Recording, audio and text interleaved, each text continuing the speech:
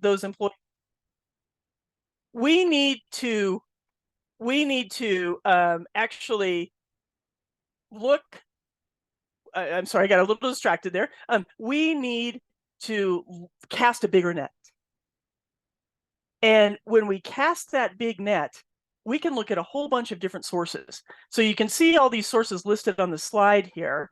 A lot of them we know: Indeed, Craigslist, ZipRecruiter, Glassdoor, Simply Hired. We hear ads about that. Facebook, LinkedIn, those things are definitely things that you can look at as far as posting jobs. FitSmallBusiness.com has free job posting sites, so you could go to that particular URL and look at them to see if that's right for your center. Just check it out to see if that's the right resource. So what you want to do is you want to cast that big net in the job search functions so that you're able to look at more candidates and bring more candidates in to interview. Now, don't forget, in Colorado, we have the Equal Pay for Equal Work Act. The Equal Pay for Equal Work Act has certain posting requirements. And when you post the jobs on any of these sites, or when you post them publicly, or even in your center, when you post them, you need to include a range of salary, and you need to include a summary of the benefits. And those benefits can be anything from health insurance to dental insurance to AFLAC to PTO. Obviously, in Colorado, we're required to give sick time. And so that's got to be as one of the summary benefits. You need to make sure that you're putting that out. Now, more information on the Equal Pay for Equal Work Act is available on the Colorado Department of Labor and Employment website. And so you can go there and learn more about that act if you don't know about it right now. But there are other sources that honestly are even more effective than posting a job here. When you opened your center and you went out and you were looking for children to take care of, and you wanted to build that trust with the parents so that they would consider you for that child care center or for their child care, that could happen anywhere. And just a marketing rule, if you will, in business is that 3-foot rule. If someone is within 3 feet of you, and you're at the grocery store, you're at a concert, you're, I don't know, waiting in a doctor's waiting room, you're at the mall, you're hiking, and you find somebody and you can strike a conversation with them, they potentially may know someone, or they themselves may be looking for a job. So a couple of quick stories: when I was recruiting for a major insurance company, I went to Utah actually every other week, from Colorado to Utah every other week, and I did a lot of recruiting. And I would sit in the recruiting room in the colleges, and I would recruit from 8 until noon, and then I would go break for lunch, and then I'd come back from 1 to 5, and then I'd go to dinner.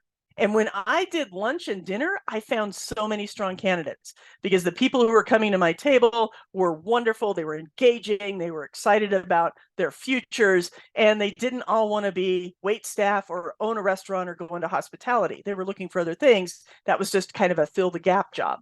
And so as I talked to them and said, what do you want to do? And they said, well, I just graduated from college. I'm looking for a job, and I'm doing this in the meantime. And I felt, I had that connection with them. I would give them my card, and I got several of them to come in for screening interviews, and they received jobs through that interview process. Not because they came to my table or came to my even recruiting meetings. It's because they served me dinner or served me lunch. So always be recruiting is one of those things that I would say. The other story I had was somebody came and fixed my plumbing in my apartment late at night. My sink had backed up. It was an absolute mess. And so they came in to fix it. And I said, so are you going to own an apartment complex when is that your goal? Are you going to be a plumber? What are you doing? And she said, no, I am looking for a job. This is just something to fill the time. And I interviewed her, screened her, passed her along to the hiring managers. She was selected for the position, and she became an executive at that insurance company that I worked for. She's just getting ready to retire, as a matter of fact, in I guess the end of this year. But it's so fun to see her success. She's a CEO of a $50 billion company, so she's doing great. I was really happy to see that. But I hired her because she was in my apartment, and I had a conversation with her and thought, oh, she'd be a good candidate. So don't be afraid to have conversations with people and look at your connections, look at people around you as possible employees in your future. Now, job candidates, it really is their market, and I've said that we're seeing more jobs available than employees right now. They can kind of pick and choose where they want to work, and if that doesn't work out, they can leave, right? They can go somewhere else.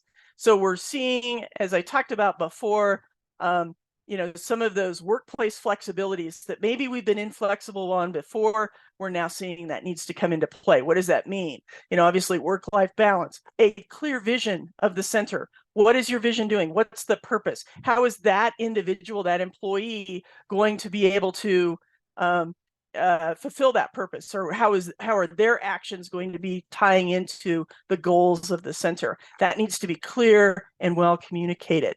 A mental health focus. So if you have an employee assistance program or mental health options in your benefits plan, some of you don't have benefits plans, but you do have access to maybe county mental health assistance.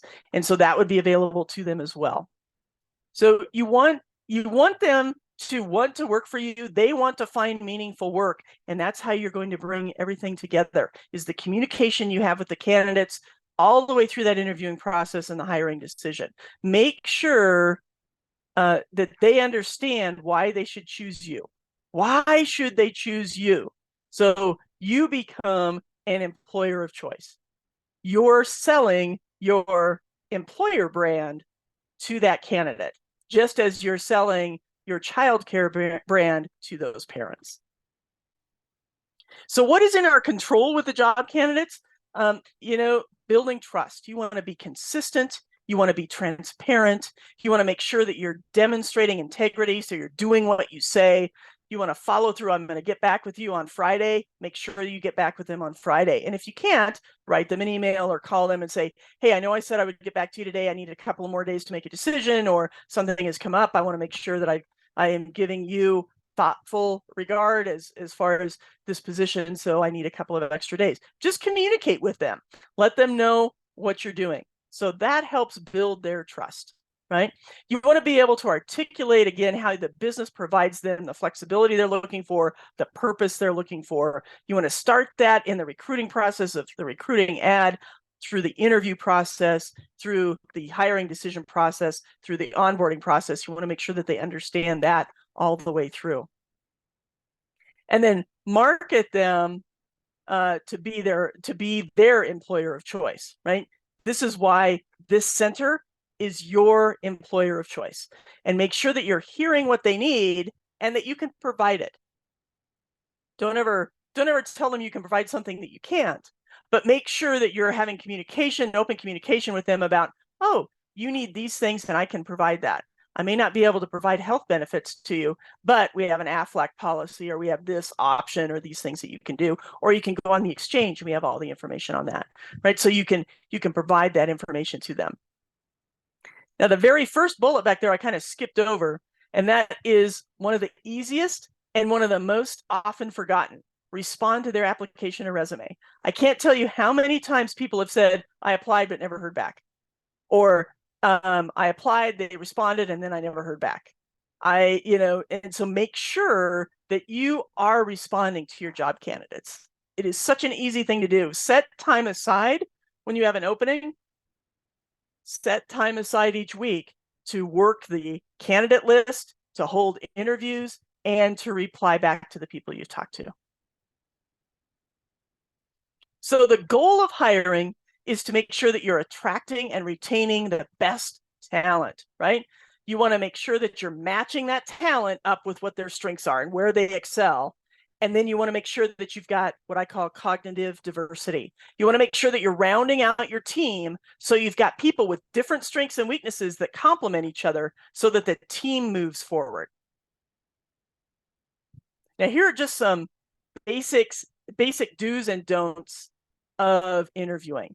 Make sure that you're not asking questions that aren't related to the job. So what is that going to be? Age, sex, race, national origin, number of children, what does their spouse do? Are they married? What church do they go to? What's their religious preference, right? Marital status, sexual orientation, gender identity, arrest record, the questions around pregnancy. Are you going to be pregnant? Is your spouse going to be pregnant? Those kinds of things. And obviously any disability or health problems. Those are questions you cannot ask, but you can ask questions that are bona fide job qualifications. And that means that they relate directly to the job.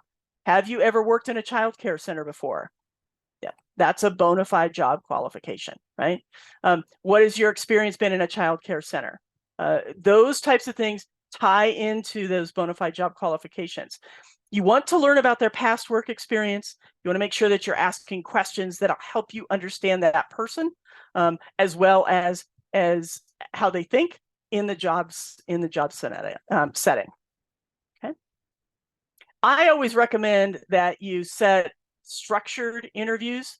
So you have the same questions you're asking everybody. You think about those questions before the interview process starts.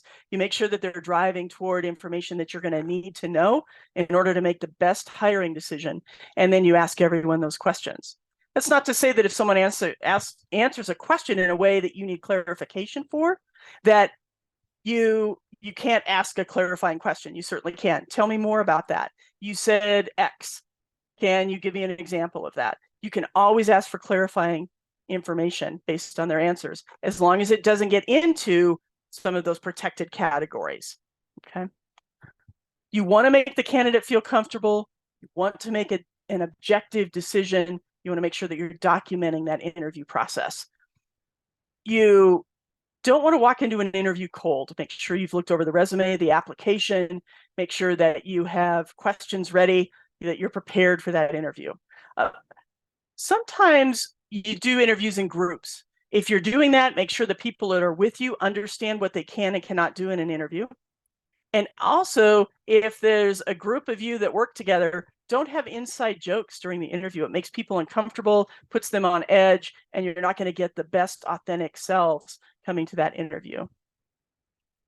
And then the other thing is, from a documentation standpoint, don't document unsupported opinions or subjective opinions. Make sure that your documentation includes objective opinions. Okay. So just real quick, what are you listening for in an interview? I always ask behavior-based questions.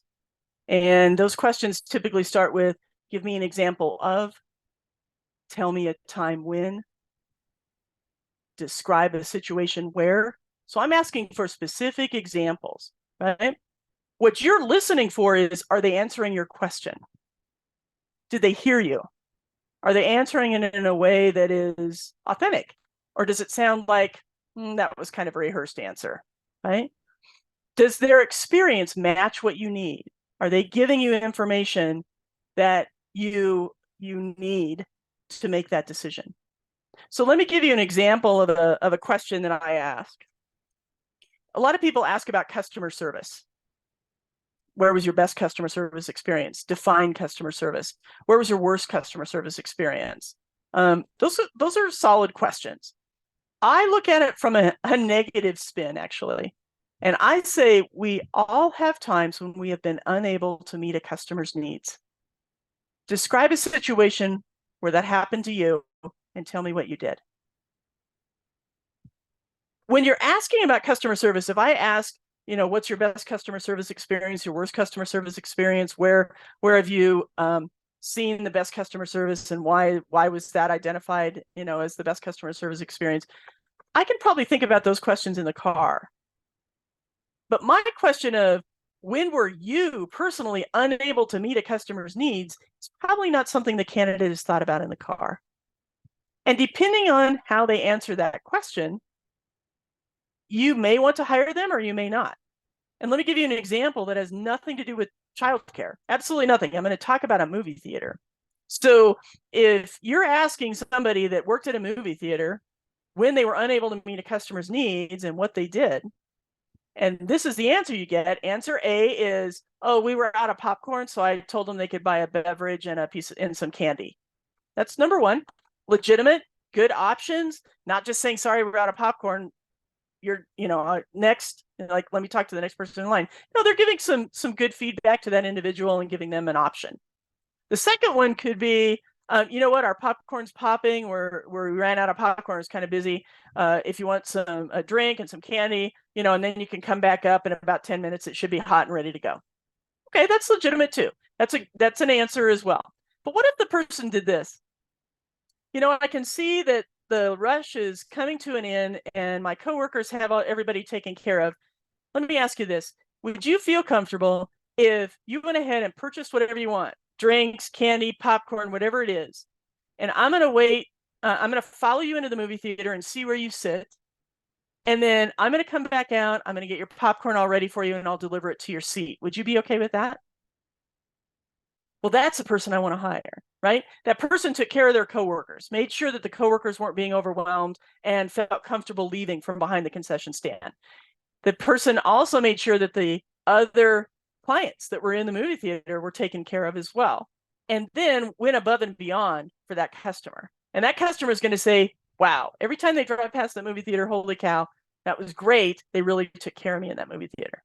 So what you're looking for is that answer that's going to align with your values and align with the goals and the overall organizational culture.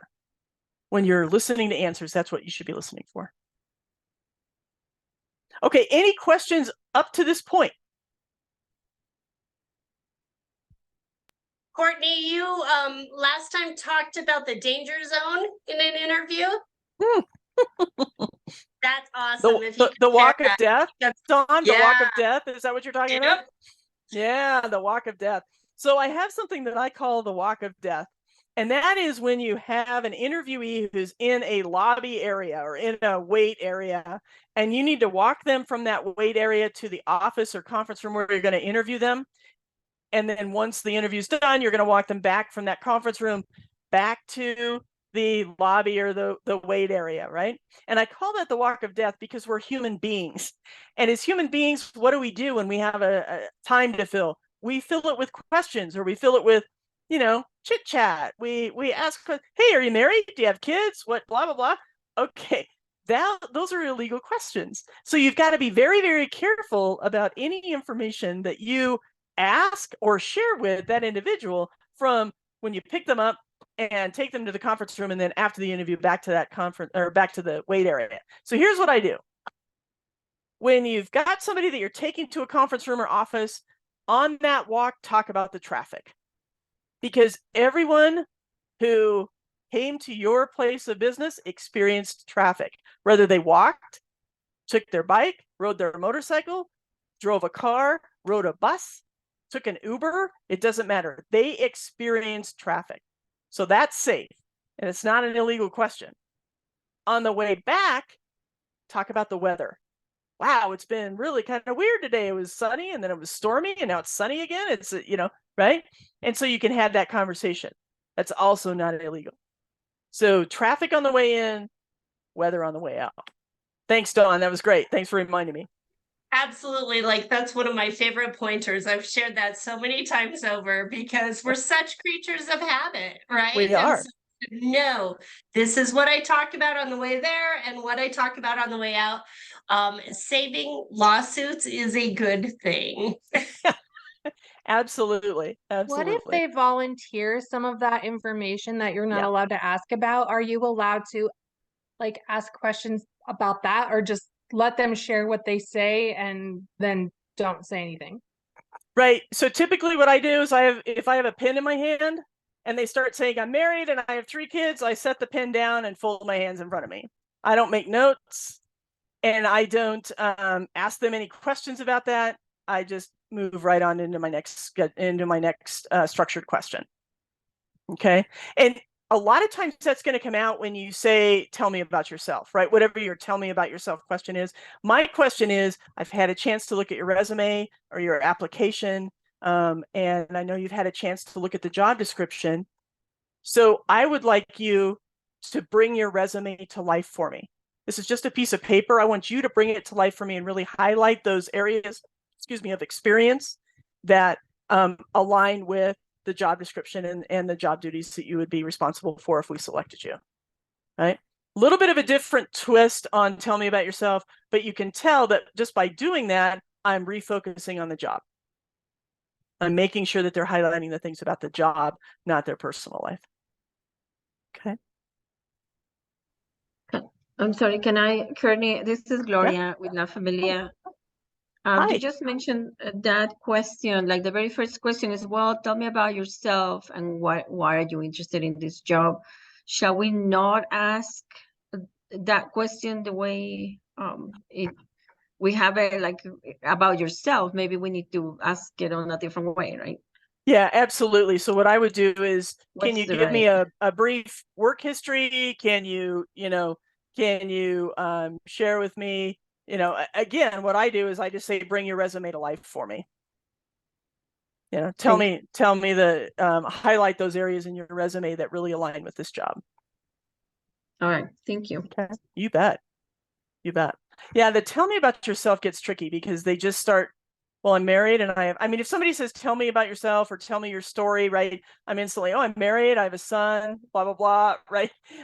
And so I'm going to tell you about myself, not thinking that it's a job interview, and that can get you into trouble because if you don't hire me, and I say you don't hire me because I'm an over 40 female, you have to prove that that's not why you didn't hire me. The onus is on you as the employer. So you want to make sure your questions are not driving toward personal information. Okay. Any other questions? We're heading into hiring now. All right. So you've gone through the recruitment process, you've done some interviewing, and now you're making a hiring decision. If you're brand new to hiring employees, the state has a great website to help. If you've hired employees before, I would refer you to this website as well, just to make sure that you've got all your I's dotted and T's crossed. It's a new employer checklist, and it walks through the steps you need to take when you're a new employer, from how do you get your tax ID numbers and get all of those things put into place, to what do you do with unemployment insurance or other things that are really necessary. It's a true checklist that you can look at. So please feel free to do that. I've got the URL right up there. And again, you're going to get a PDF of these slides, so you don't need to write that down. You'll be getting a PDF of it. Okay. When you're thinking about hiring a new employee, paperwork has to be something that you do. It's a necessary evil. We all have to do it. And so what do you need to have them fill out? You need to fill out an offer letter that includes things like the title, the job title, the rate of pay, the benefits. I attach a job description. You want to talk about who they report to, their first day when they start, all of that information. So when you think about a job offer, sit down and say, okay, if I was getting a new job offer from company X, what do I need to know? And it's that basic demographic kind of information of job title, who do I report to, pay, benefits, job responsibilities, first day, start time, and where do I report, right? The other thing you can put in that job offer is, obviously they're going to need to prove that they can legally work in the United States. So you can put that information in there, that they're going to go through E-Verify, or if they go through a background check, then you're going to need to also let them know that and have them fill out the appropriate authorization. So the criminal background check authorization, the child abuse and neglect background check authorization, they need to fill both of those out. Okay. The W-4 and I-9, the I-9 just got updated on the 1st. So what was that, Tuesday? That just got updated. So you want to make sure that you've got that new form. And then notice to employees of coverage options has to do with benefits. It's the Affordable Care Act forms that you need to fill in, whether you offer benefits or not. There's a form for you. So you can look for that on Google. Just look for the Affordable Care Act notice to employees of coverage options, and you should be able to pull that form right up off of Google. If you have employees, I'm going to stress that having a handbook is going to be really, really important, and making sure that you've got those policies in place. sometimes people that have less than 5 employees just have a few policies: sexual harassment policy, confidentiality policy, obviously the policies that you need for your industry. Make sure that you've got those in there. And then at the bottom of each of those policies, just have a place where the employee can sign and date it. And they get a copy, and you get it. You get the wet signature, if you will. You get the wet signature copy that you keep in the file. The acknowledgement of receipt for a handbook is actually 1 page, typically at the beginning or an end of a handbook, that says, yes, I understand. I've got this handbook. I know I have to read it. I know that I'm going to be held responsible for it. And I know that this is not changing my at-will relationship with the employer. It's not a contract. It's just the document that I need to follow as far as policies and rules go. And then a confidentiality statement as well is listed there. Would it be okay, Courtney, if I asked a quick question? Oh yeah, please. So I recently hired an employee who has an employment identification card. She's from Peru. And something that I thought might be helpful to let everybody know is I recently learned that when they don't have a social security number, if you hire someone who is from another country, they use their ITIN number as their social for taxes. And then once they have a social security number, you reestablish that paperwork. And I just learned that today, and it took a lot of searching and asking people to figure it out, but I thought that'd be helpful information. Yeah, that's great. Thanks for sharing that. Of course. Okay, any other questions? All right, we're going to start talking a lot about our employees right now. So we're going to be moving into how do we, what can we control with our employees? If they become disengaged, if your employees become disengaged, they leave. Bottom line. They're either going to give you a 2 weeks notice, maybe they'll give you a little bit longer, but most likely they're going to send you an email or a text that says, I'm not coming back. That's what we're seeing more and more and more every day. So what you want to do is you want to engage employees, and you can control that, right? What's in control with our employees? You can control how they feel valued, your daily interactions with them, your ability to have conversations with them. They may be tough conversations. They may be crucial conversations, which, by the way, is an excellent book. If you want to get a good book, Crucial Conversations, it's an excellent book to read. But you can talk to them about how you value them. You can talk to them about compassion. Maybe they have a sick child, a sick spouse, a sick parent, honestly, a sick pet. There are a lot of ways to show compassion to your employees because you know them and you're having conversations with them, and that's good. Meaningful dialogues, not only about their work ethic or their work, but about them as well. Hey, I know you were having some trouble with your car last week. You doing okay? Is there, how's that going? Right? So you're connecting with them on a personal level and remembering things that they tell you, right? You want to actively listen. By actively listening to them, you're again making that connection and you're remembering those things, and so you can follow up with them. Now, you may have a lot of employees, you may have a lot of things to do, and you may think, I'm not going to remember to follow up with that employee about their car. That's okay. Put it on your calendar. Just put a little reminder on your calendar so that you remember, oh, I need to check in with Susie about that situation that happened last week and make sure she's okay. Okay. And then make sure you see them. When you see them in the hall, say hi. When when you guys run into each other in the grocery store, say hi.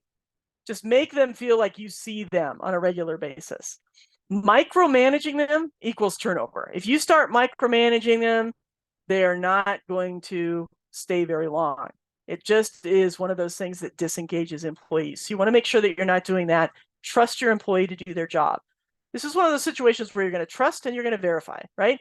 You're going to trust that they're doing their job. You're going to do the checks. You're going to make sure that you're following all the regulations in the industry, but you're also going to be trusting them and, don't jump to conclusions. If somebody says, Susie did this, okay, well, let's have a conversation with Susie as well to see what happened. And what was the context in which she did this? Or did she really do that? Or did that person misinterpret what they saw? Right. And so you've got to make sure that you're getting all the facts before you jump to any conclusions. Care about their well-being. Care about them as a human being. Be alert to their actions. Are they showing signs of stress? Are they starting to snap at people? Are they acting differently than they did last week? Are they, what's going on with them? Hey, I'm noticing that you're a little bit on edge this week. Is there anything I can help you with? Okay. So make sure that you are seeing and hearing and showing compassion to your employees so that they feel valued and they can really engage in meaningful dialogues with you. So what can we do right now?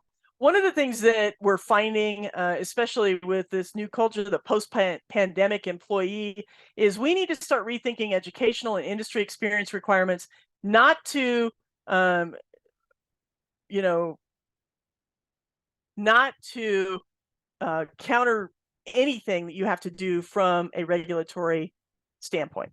Okay, I'm not saying that, but I am saying that look at your education and experience requirements, make sure that that is what's required. And if it's required, then state that. State this is required. If it's something you prefer, then state that. So we're seeing that the EEOC, the Equal Employment Opportunity Commission, that oversees discrimination complaints, is starting to say, wait a minute, I don't think this person needs a 4-year degree to do that job. So by saying that you require a 4-year degree to do that job, you're actually limiting the number of people that can do that job. And in some cases, that can be discriminatory. So they may say this is not a requirement. I want you to just be thinking about those types of things as an employer. You want to make sure that if there's a requirement, great, you can say this is the regulation that I have to follow. If there's not a requirement, then start thinking about, do I really want to require that as an employer? Is it just something I prefer, or does it become a competitive factor? I've got 2 candidates, both are the same. One has a degree in early childhood development, and the other one doesn't have a degree, or maybe has a degree in another discipline.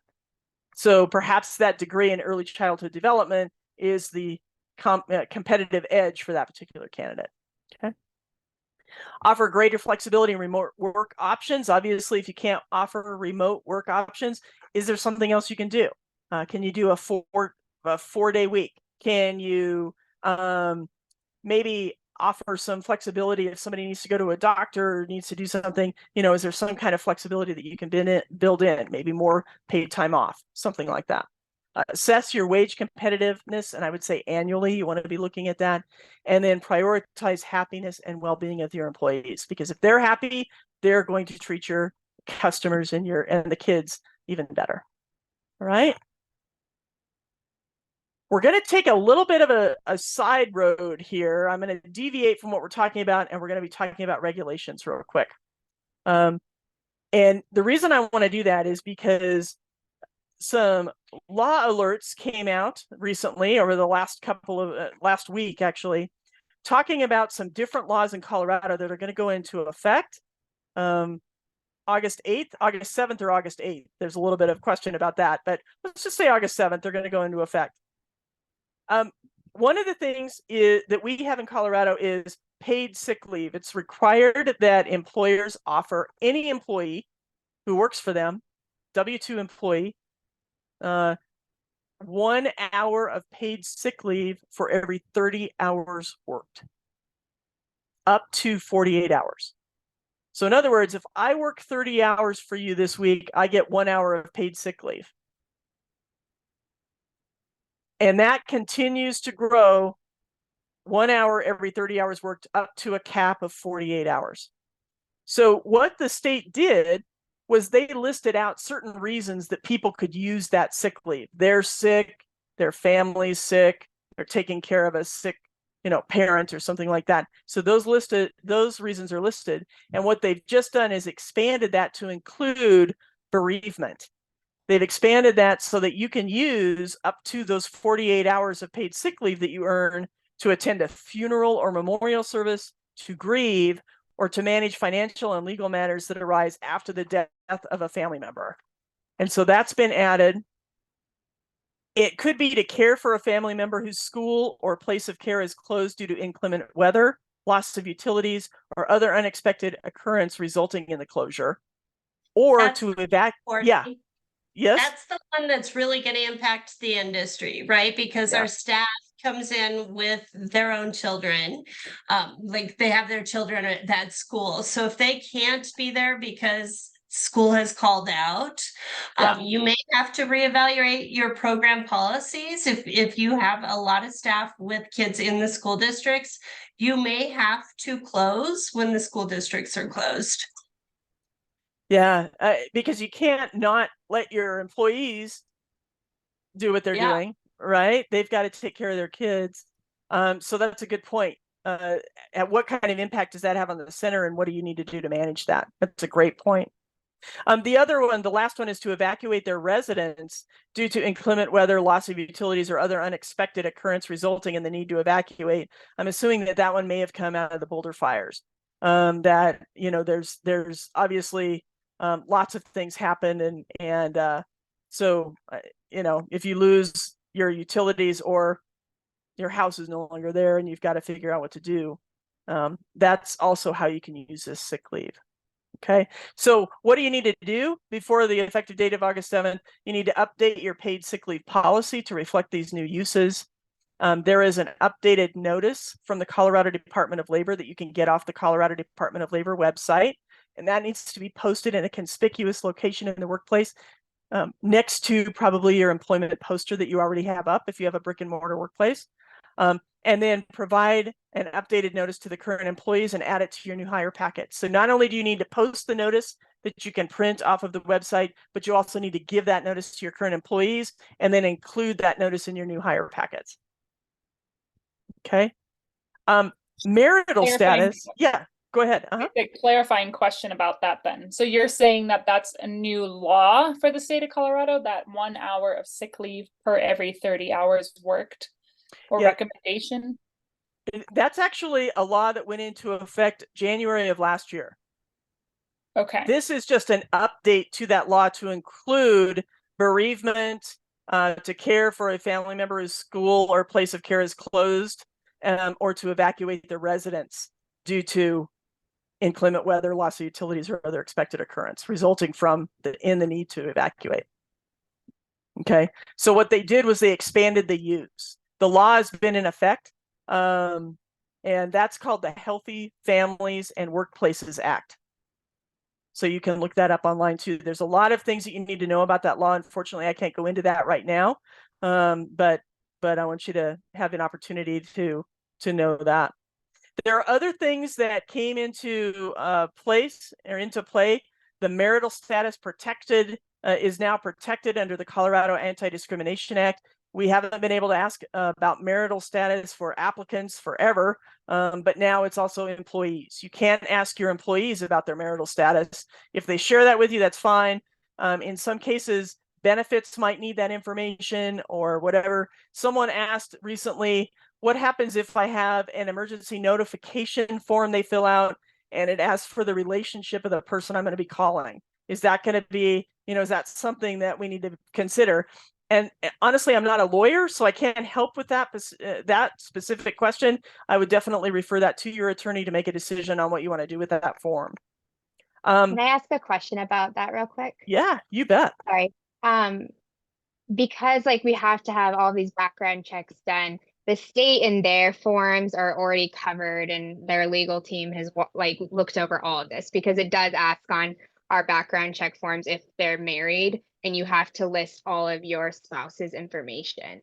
So that doesn't fall under us as our private business. That would fall under the state as required information to run a background check, right? Again, not a lawyer, so I can't necessarily speak to that, but that does, that makes sense to me. But I would definitely check with your attorney on that. Remember, this is going to be a new law, so the state may change their form. Haley, are you I'm just talking not sure. about trails? It asks on trails. The trails one for abuse and neglect. It has those sections under there.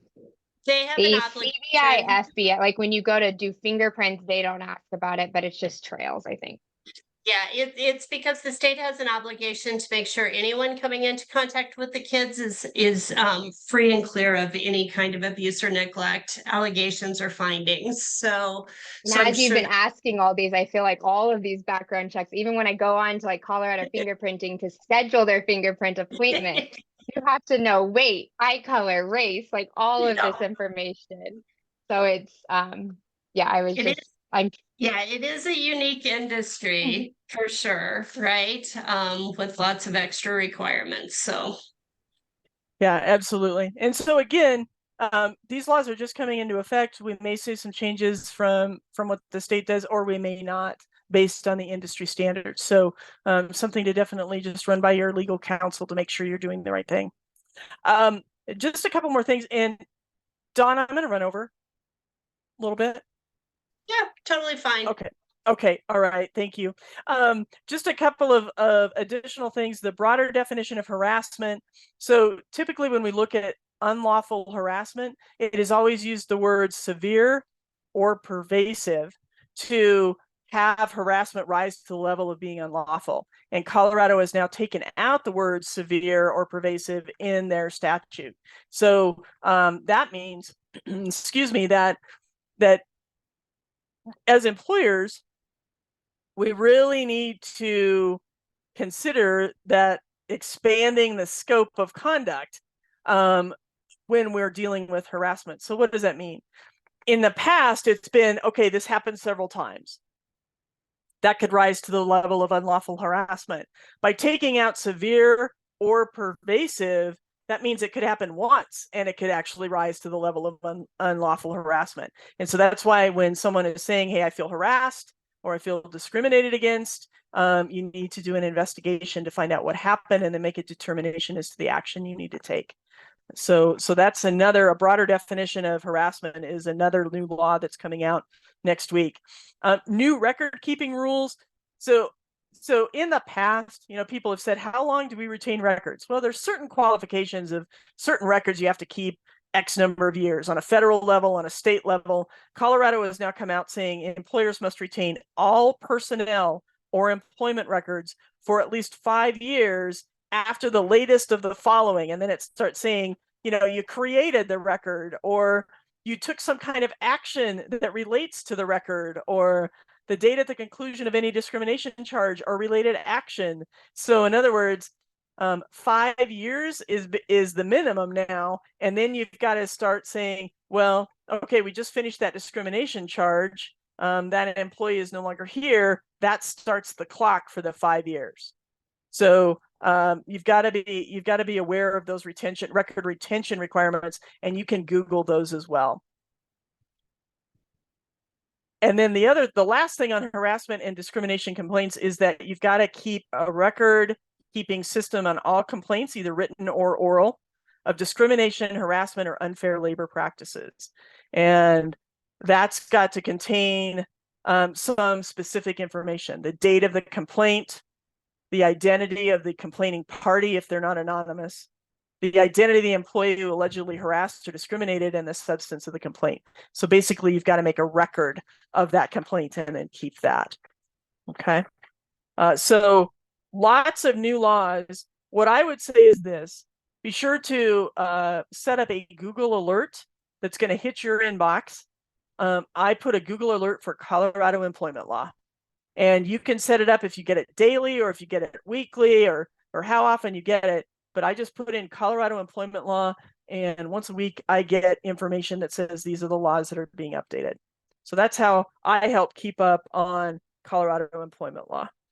If you have an employment attorney, they typically have great newsletters they send out, and that employment attorney can get you that newsletter so that you have more information. Okay. Okay, so let's transition into managing your employees a little bit, right? You have them and you get excited because here comes the person in the red cape, right? They're going to come in and they're going to be perfect for you, and they're going to help everything you need to do. They're going to help you accomplish your goals. They're engaged in meetings. They're really, really working hard for you. And then all of a sudden you're starting to feel friction. You're starting to feel like you're playing a little game of tug of war with them.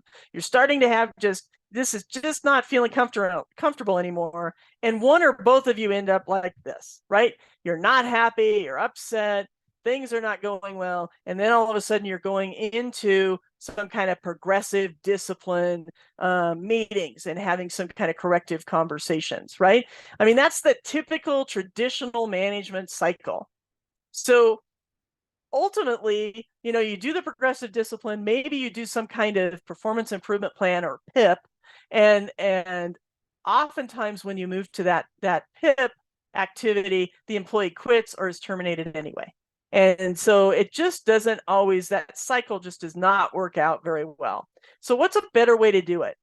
I want you to think about the results you want from the employee and make sure that you're communicating those results to that employee. I start back when I post a job. Here are the results that I expect. Then when I do an interview, I talk about the expectations I have. When I do a job offer, I talk about the expectations I have. When I do an onboarding, I talk about the expectations I have, so that there are several points along the way as I'm hiring that employee and bringing them on board where they know this is what I expect, right? And I make sure that I'm outlining main action steps, if you will, on each of those expectations. These are the three, here's the goal, here's the expectation I have, here are the three things you need to do to meet that goal. And I make it as easy as possible for that individual to succeed, because I'm vested in their success, because I just went through this entire process and spent a lot of money and a lot of time in selecting them. I want them to be successful. They want to be successful because they went through that entire process with me and they picked me as their employer. And so they want to have a job. They're excited about all of the possibilities around this job and everything that you're giving them to help them through that job. You want to continually work with that employee on progress in areas that maybe they're not doing as well in, or even higher progress in areas where they're showing their strengths, and then coach and adjust their behavior as soon as you can. Don't wait.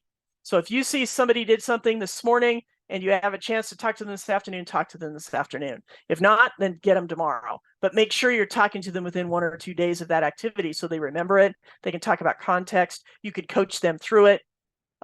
I said that I talk about expectations all the way from recruiting to interviews to hiring process. The reason I do that is because when I get to that coaching meeting, I can say, hey, remember when we talked about that expectation during the interview process, and then in the onboarding process, and then during check-ins? You're not doing that. Help me understand what's going on. It's an easier conversation than if I just bring it up and I've never talked about it before, but just assume they read the job description, right? So I want to make sure that they have an understanding of what those expectations are. Okay. Performance management is pretty easy. You're setting expectations and goals. You're coaching them. You're holding them accountable. Obviously, there's progressive discipline that could include a performance improvement plan, and you're documenting all of it, right? Drive to desired results. It's what they're doing every day. And so that's where you want to live. That's what you want to talk about. Documentation is one of the most important things you can do. And what do you document? You document your hiring process. You talk about what is that hiring process? What do you want to do in hiring?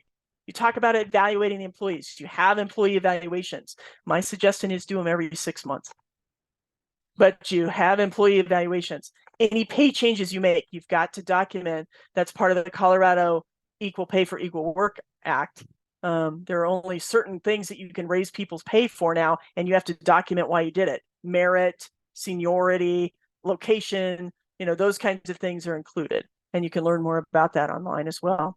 Any job changes, any performance issues, any training, and of course, if you discipline and terminate somebody. You want all of this documentation to be objective. You want it to be thorough.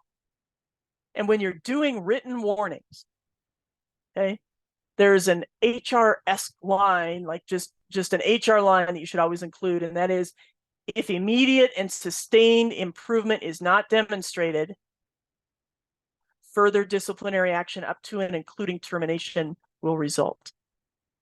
If immediate and sustained improvement is not demonstrated, further disciplinary action up to and including termination will result. Okay, what are you saying to them? You need to fix this, or I'm either going to write you up again or I'm going to terminate you. That's the bottom line. That's what you're saying. Okay. And then any documentation you have, I want you to imagine it in a courtroom on a 10-foot by 10-foot screen for the jury to look at. So make sure that it is spell checked.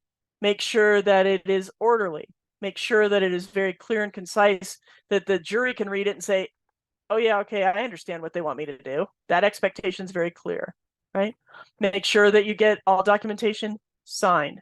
If it's a written warning, it should be signed. If the employee refuses to sign it, that's okay. You just need to note that they refuse to sign it. Hopefully you've got a witness in there and they can sign that as well, that the employee refused to sign it, okay? The progressive discipline, coaching, documentation piece that we just went through in like 3 minutes can be a 4-hour class. So understand, if you're saying, wait a minute, that was really quick, it really, really was. There's a lot of information, a lot of meat in that area. And it's really an important area. So just remember these things. Document your meetings with your employees, positive or negative. Document them so you have documentation of those meetings. Make sure that your documentation is clear and concise and understandable. And make sure that you're thorough in the documentation and that it's objective. It's not a subjective opinion.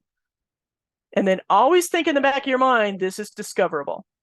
This can be used in a court. It can be used in a lawsuit. It can be used in, you know, whatever. You want to make sure that you know that that documentation is discoverable.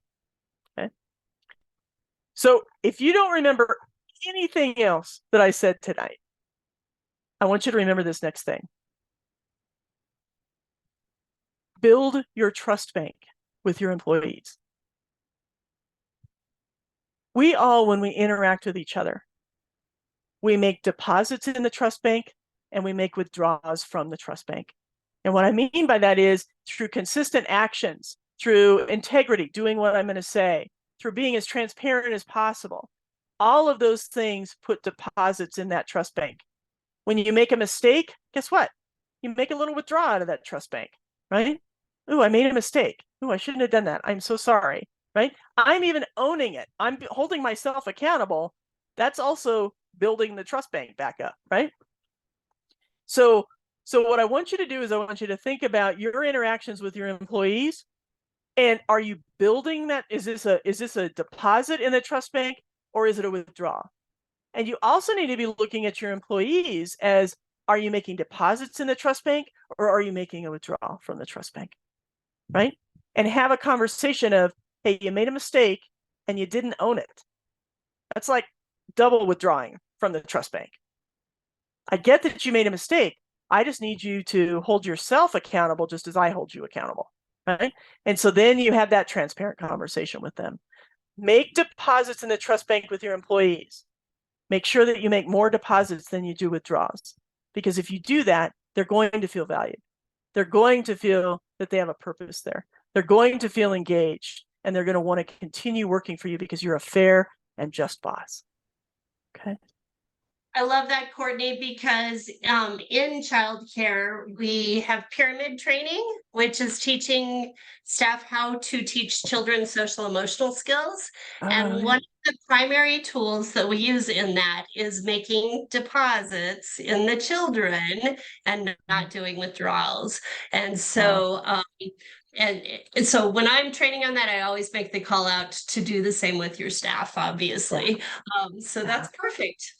That's great. That's great. Well, I'm sorry I ran a little over, Dawn. Thank you so much for the extra time. How can I help anybody? Are there questions? I'm going to stop sharing right now. And then what questions can I answer for you? Or is there any other information you need before I leave you to your strong work of breakout rooms and the discussions further on tonight?